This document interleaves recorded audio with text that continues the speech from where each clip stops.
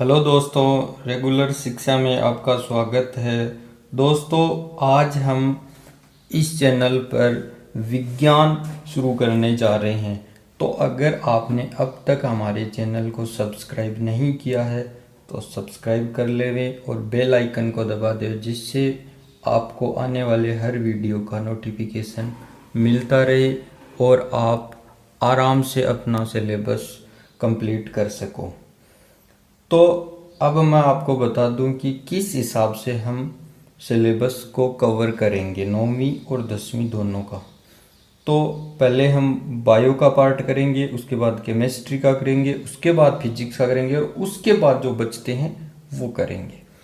तो बायो का पार्ट पहले हम 9वीं क्लास से शुरू करते हैं, क्योंकि 9वीं के आगे का 10वीं में है। तो पहले 9वीं की बायोलॉजी पढ़ लेते हैं, उसके बाद 10वीं की बायोलॉजी पढ़ेंगे। तो आपको समझने में इजी हो जाएगा, बहुत ज़्यादा इजी हो जाएगा, आपका कंसेप्ट क्लियर हो जाएगा। और फिर 10वीं में जब आप साइंस पढ़ोगे तो कोई दिक्कत नहीं आएगी, क्योंकि अभी जो आपकी वार्षिक परीक्षा थी वो नहीं हुई, तो आपने इतना कुछ ज़्यादा पढ़ा भी नहीं था 9वीं का, तो आपके वो भी कवर हो जाएगा। और 10वीं में फिर आगे पढ़ने में आपकी दिक्कत भी नहीं आएगी, क्योंकि 9वीं के आगे का 10वीं में है। तो डायरेक्ट 10वीं का आपके समझ में नहीं आएगा, आप रटोगे तो फिर भूल जाओगे या फिर कंफ्यूज हो जाओगे। तो इससे बचने के लिए आप पहले 9वीं का पढ़ ले, 10वीं का उसके बाद पढ़ना। तो पहले मैं 9वीं की बायोलॉजी कंप्लीट कराऊंगा, फिर 10वीं की करा दूंगा। इसी हिसाब से हम केमिस्ट्री कर लेंगे, फिजिक्स कर लेंगे। आप सिलेबस की चिंता ना करें, सिलेबस आपका आराम से हो जाएगा। तो आज हम शुरू करते हैं 9वीं की बायोलॉजी। तो 9वीं की बायोलॉजी स्टार्ट होती है चौथे पार्ट से, और चौथे पार्ट का नाम है जीवन की अवधारणा, कंसेप्ट ऑफ लाइफ, कि कैसे संभव हो पाया जीवन। आज जो हम देख रहे हैं वो कैसे संभव हो पाया। तो इनके बारे में विभिन्न वैज्ञानिकों की अलग अलग परिकल्पनाएं हैं, उनके बारे में हम बाद में बात करेंगे। लेकिन सबसे पहले तो हमें ये समझना जरूरी है कि सजीव क्या होते हैं, निर्जीव क्या होते हैं, सजीवों को हम क्यों निर्जीव नहीं कहते और निर्जीवों को हम क्यों सजीव नहीं कहते। आपके सामने दो उदाहरण है, एक तरफ आपको सजीव दिख रहे हैं, एक तरफ निर्जीव दिख रहे हैं। तो अब आपके मन में ये सवाल आता होगा कि हमने सजीवों को निर्जीव वाली श्रेणी में क्यों नहीं रखा और निर्जीवों को सजीवों वाली श्रेणी में क्यों नहीं रखा। तो इनको हम समझने के लिए कुछ पॉइंट है, उनके बारे में बात करेंगे, जिससे आपके समझ में आ जाएगा कि सजीवों को सजीव ही क्यों कहते हैं, निर्जीवों को निर्जीव ही क्यों कहते हैं। अब सजीवों से आप ऐसे तो नाम से ही पता चल रहा है, सजीव यानी जिसके अंदर जीव है वो सजीव है, और जिसके अंदर जीव नहीं है वो निर्जीव है। तो आइए हम कुछ बिंदुओं के माध्यम से इनको समझने की कोशिश करते हैं। तो ये बिंदु है जिसके माध्यम से हम सजीवों और निर्जीवों के बारे में अंतर पता करेंगे। तो पहला जो बिंदु है वो है प्रजनन, रिप्रोडक्शन। सजीवों में रिप्रोडक्शन का गुण पाया जाता है। सजीव अपने समान जीव उत्पन्न करने में सक्षम होते हैं, और ये इसलिए करते हैं कि इससे एक क्रम बना रहे। इससे कोई मान लो ऐसे समझ लो कि दादा से बेटा, बेटा से पोता, ऐसे एक क्रम चलता रहे, वो खत्म ना हो। ये सजीवों में गुण पाया जाता है, जबकि निर्जीवों में ऐसा कोई भी गुण नहीं होता है। आपके घर में एक टेबल आपने ला कर रखी है तो 20 साल बाद वो टेबल एक ही रहेगी, वो दो नहीं होगी।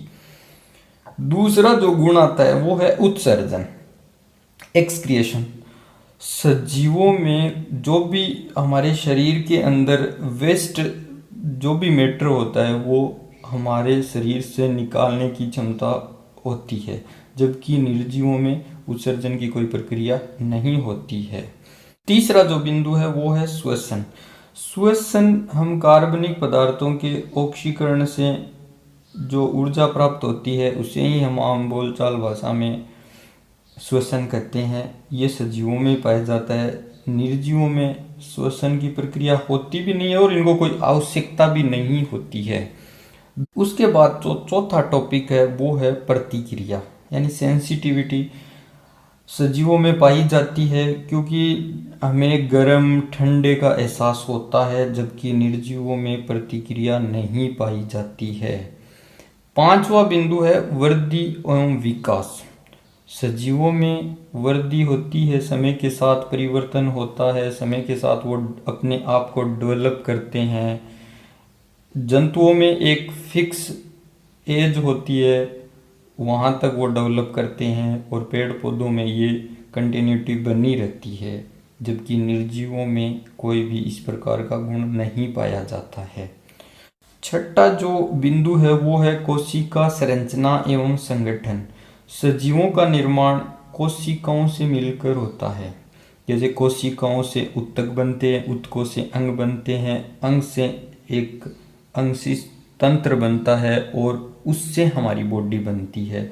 लेकिन निर्जीवों में कोशिका संरचना की आवश्यकता ही नहीं होती है, तो इनमें नहीं पाई जाती है। पोषण।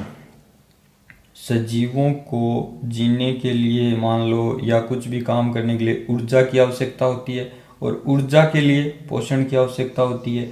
जीव जंतु है वो तो या तो पेड़ पौधों पर निर्भर रहते हैं या दूसरे जीव जंतुओं पर निर्भर रहते हैं, और जो पौधे होते हैं वो प्रकाश संश्लेषण के माध्यम से भोजन बनाते हैं, जबकि निर्जीवों को इन सब की आवश्यकता नहीं होती है, तो इनमें नहीं पाया जाता है। आठवां है उपापचय। सजीवों में अपचय और उपचय की प्रक्रिया पाई जाती है, जबकि निर्जीवों में इनकी कोई आवश्यकता नहीं होती है। नौवां जो बिंदु है वो है गमन यानी मोशन। हम हमारे हाथ है, पैर है, इनको हम गति करवा सकते हैं या एक स्थान से दूसरे स्थान तक जा सकते हैं। जीव जंतुओं में भी ऐसा होता है, जबकि निर्जीवों में ऐसा नहीं होता है। निर्जीव जहाँ रखोगे वहीं मिलेगी आपको। तो इन सब बिंदुओं के माध्यम से आपको इतना क्लियर हो गया कि सजीव क्या होते हैं, निर्जीव क्या होते हैं। सजीवों को हम निर्जीव नहीं कह सकते और निर्जीवों को हम सजीव नहीं कह सकते। इन सब का आपको अच्छे से पता चल गया होगा। और फिर भी यदि कोई कन्फ्यूजन है आपको तो आप कमेंट करके बताइए। उसके बाद आती है विभिन्न परिकल्पनाएं कि जीवन कैसे बन पाया, कैसे संभव हो पाया, इसके बारे में विज्ञान की क्या क्या परिकल्पनाएं हैं उनके बारे में हम बात करेंगे। तो पहला जो सिद्धांत है वो जैविका सिद्धांत है, और ये जैविका सिद्धांत ये कहता है कि अमीबा एक एकोशिकीय जीव है, और इससे ही एकोशिकीय जीव तथा बहुकोशिकीय जीवों की उत्पत्ति हुई, और इसको होने में लाखों करोड़ों वर्ष लगे। लेकिन जैसे जैसे समय आगे बढ़ता गया, टेक्नोलॉजी का विकास होता गया, तो जो पीछे की थ्योरी थी वो सब खारिज होती गई और नई थ्योरी बनती गई। लेकिन आज तक कन्फर्म पता नहीं चल पाया कि कैसे जीवों का उत्पन्न हुआ। उसमें विज्ञान अलग कहता है, ज्योतिष अलग बोलती है, एसएस में हम अलग पढ़ते हैं। तो इसके बारे में जो विज्ञान कहती है उनके बारे में ये विभिन्न सिद्धांत है। स्वतः जनन है, कॉस्मोजोइक सिद्धांत है, जैव जननवाद है, ओपेरिन की थ्योरी है। इन सब के बारे में हम कल पढ़ेंगे। जैसे हम स्वतः जनन में पढ़ेंगे कि मान लो एक साइंटिस्ट है वॉन हेलमेट, वो कहता है कि पसीने से भीगी हुई कमीज और गेहूं के भूसे को आप यदि एक साथ रख दो तो 21 दिन के अंदर उसमें चूहे उत्पन्न हो जाते हैं। ये स्वतः जनन में आता है। तो इन सब के बारे में हम अगली कक्षा में पढ़ेंगे। आज वीडियो को इतना ही रखते हैं, ज़्यादा लंबा नहीं करेंगे, क्योंकि जितना ज़्यादा लंबा करेंगे तो आप बोर होने लग जाओगे। तो इसी हिसाब से हम छोटे छोटे वीडियो के माध्यम से साइंस को कवर करेंगे। आज हमने सजीव क्या होते हैं, निर्जीव क्या होते हैं वो पढ़े। कल हम स्वतः जनन क्या होता है, कॉस्मोजोइक सिद्धांत क्या होता है, इन सब के बारे में पढ़ेंगे। तो वीडियो कैसा लगा आप कमेंट करके बताएं, और लाइक करें, और ज़्यादा से ज़्यादा दोस्तों के साथ शेयर करें। तो मिलते हैं अगले वीडियो में, तब तक के लिए बाय बाय। जय हिंद, जय भारत।